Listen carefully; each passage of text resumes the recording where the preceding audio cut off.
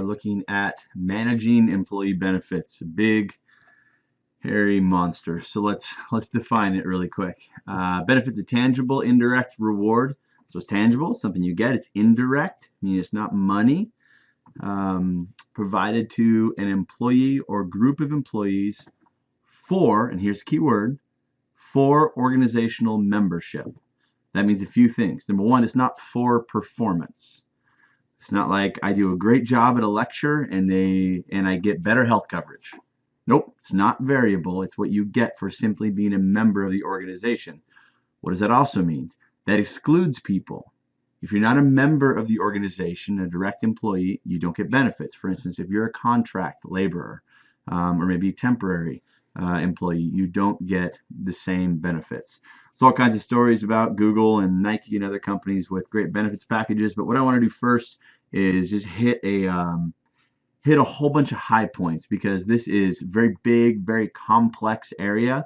It's the number one area of specialty within HR because of its complexity. So we're going to try to break it down. I went from 106 slides to 24, trying to get just the big ideas. So number one, it's very complex. It integrates all kinds of contracts, a lot of different laws. It's got political components to it, the way that healthcare is kind of talked about in Washington, D.C. and at a state level as well. So very complex, a lot of stuff. And what I have found historically is that people are aware of these things called benefits, and that's cool. And somebody, they always happen. I'm helping someone negotiate a job offer, so they get a job offer, and I say, bring it in. They bring it in, and the front page says, here's your salary, and then there's like 15 pages of benefits. And they say, well, I'd like to get a higher salary. I say, is that it? I say, yeah. I say, what do the last 15 pages say? They say, I don't know. Very typical because it is complex, and also because you don't care about it a whole lot, specifically healthcare benefits when you're younger, usually younger and healthier. You get married, it's different. You start to care about it. You have kids, all of a sudden it gets really different because the cost goes up. I said, especially if you're male. I don't have a graph, and I can graph it out for you. Women tend to have higher healthcare costs early on, so like you hit like teenage years, right? Stuff like that. And men are typically lower until you hit 50s, 60s. Women, obviously, the slow rise, and then men blow right past them, and then they die. And then women live longer. But usually, that's kind of a heuristic, which makes it difficult to learn about because it's like, well, I'm not sure I care about this a whole lot. You do, I think, especially when you start talking about financial benefits and retirement, which we'll get to that. Benefits is the number one area of specialization for HR professionals. So if you're going to specialize in an area, it's going to be this more than anything else, because most standard HR people don't really get all the layers of complexity and benefits. They are the highest paid areas in HR, probably because of all the different components, all the complexity. And if you want to be good at benefits, you got to be good at math. Got to be good at contracts, got to understand lots of different laws and negotiating with different providers for different things, but mainly a knowledge of what will help you attract and retain and deploy your high-end employees. What do they want?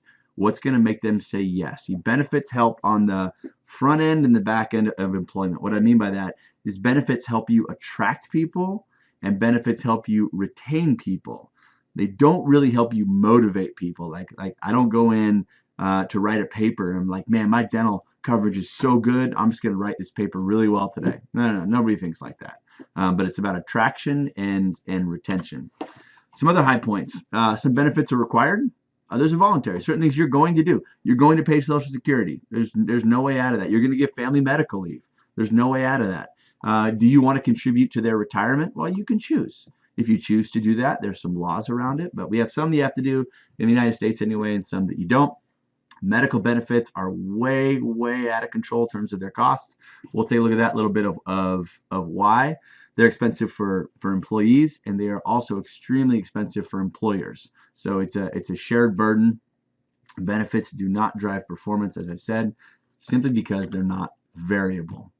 I said Obamacare is interesting. It's not quite done. Like it was passed, it's being phased in, and there's still seems like I call it Obamacare, Affordable Care Act, whatever you want to call it. it's still, constantly being negotiated or questioned or scrutinized. Second point, Social Security, I said, is interesting, and that has to do with funding and how it's funded. There are some economists that say doomsday is near, and by 2027 or whatever the latest date is, that Social Security will be bankrupt. So we'll take a little bit, take a look at that as well. In sum, offer good benefits to your core competency employees. Again, I mentioned Google earlier. Google has their 20% rule, and that is 1/5 of their engineers' times they do whatever they want with. So you go to Google and there's like this rotating globe that shows where every person in the world is using Google. Or if you go to Google and you type in a movie, it'll pop up the latest, like where it's being played and show times and reviews. All those things were created by programmers on their kind of free time. It was like, I like movies. I wish it was an easier way to find out where they're played and their reviews all in one spot. So they just did it. So that's a time benefit, a job design benefit that they gave to specifically those people who were driving firm success. So again, like compensation, think, do we want to lead the market in benefits? Do we want to lag the market in benefits? Or do we want to follow the market in benefits? And there isn't a right or wrong. It just needs to be consistent with your strategy. You may say, we're going to lag the market in benefits, and we're going to pay twice the rate for this job. We're going to give people money. They can buy stuff they want with it, but not benefits.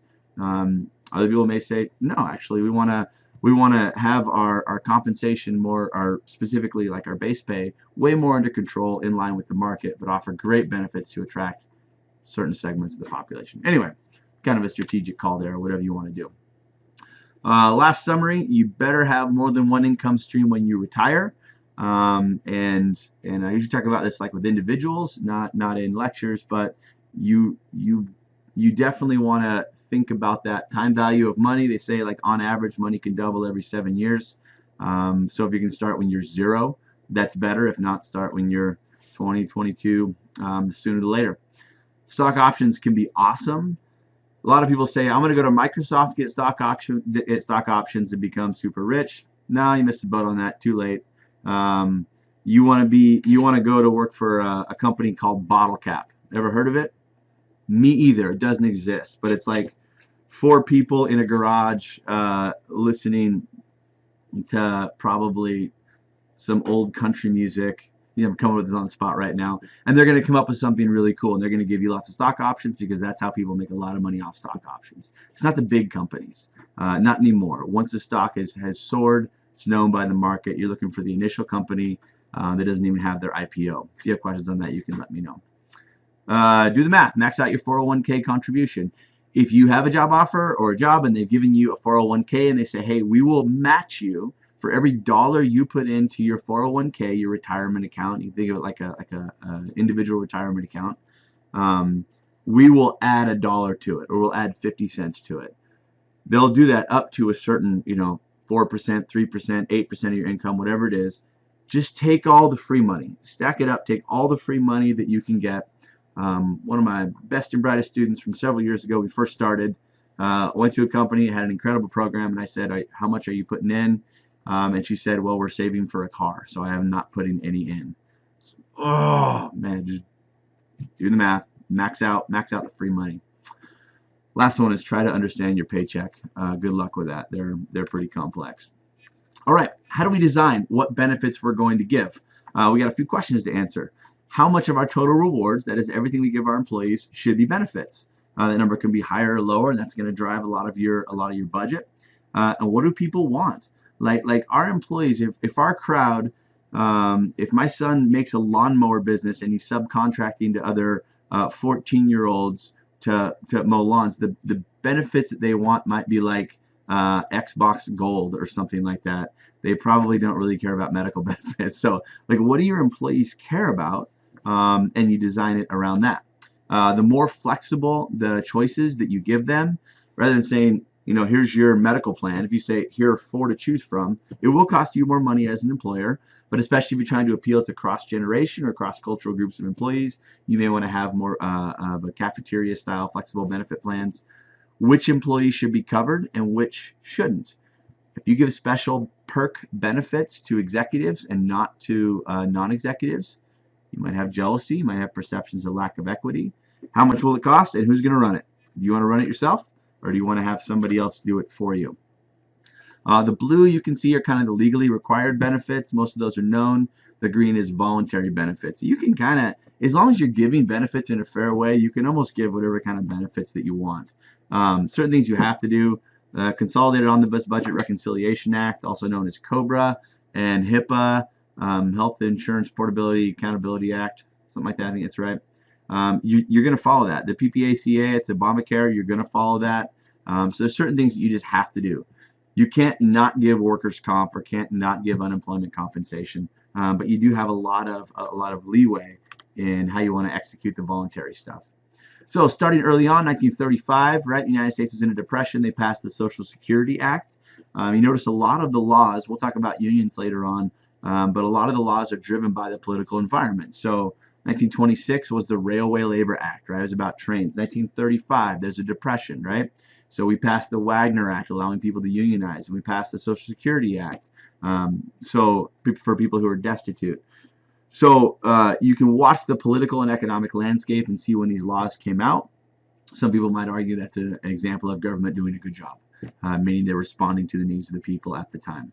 So Social Security, you're going to pay a certain percent out of every one of your paychecks as an employee, and your employer matches that. So Social Security is almost like a 100% matching 401k. That is, I'm going to pay 7% out of my paycheck, and the organization that I work for has to double that, right? They meet their piece, and that goes into this fund. Doesn't have my name on it, but it goes into this fund called Social Security. Then in theory, I can draw on later in retirement. Some people have a concern about the sustainability of Social Security. We don't have time to get into that right now, but it has to do with basically a very large segment of the population known as baby boomers drawing from Social Security at a time when a smaller group of people are putting money into Social Security. So you can imagine in 1936, the first person who started getting their Social Security checks, they never paid into the system. So it's not like you pay in and you get out what you put in. This is whoever's working today is paying for the previous generation who qualifies for it. I suspect there'll be some simple changes they make having to do with rates, and we'll keep Social Security, but time will tell.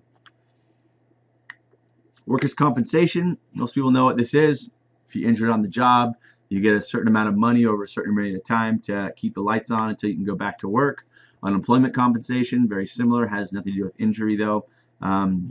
You get unemployment. You can see it's discounted, and both of those are meant to be kind of a carryover, not to stay on them forever, but a carryover until the point where you can get back to work or find another job, something like that. Each of those are designed, the reason they're temporary is they're designed to return people to work. There is a whole body of literature that talks about kind of the innate need for humans to be self-determined and to work and be productive. And I've seen it multiple times when someone gets hurt on a job, they can't go to work, how it psychologically wrecks them. Like takes them down, like just get me off of these crutches, get me whatever it is, I want to go back to work.